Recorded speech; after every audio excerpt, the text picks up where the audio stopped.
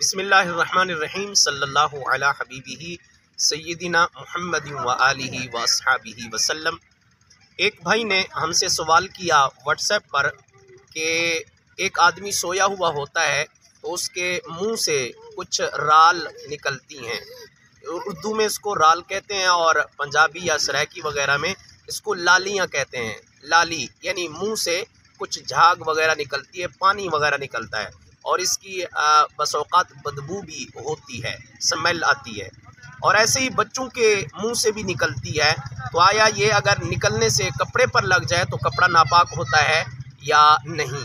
इसके हवाले से जवाब मैं अर्ज़ करता चलूँ कि ये राल या इस तरह की चीज़ अगर मुंह से इंसान के सोते हुए मुंह से निकलती है या बच्चे के लग कर आपके कपड़ों पर लग जाए तो इससे आपके कपड़े जो है नापाक नहीं होते, पाक रहते हैं।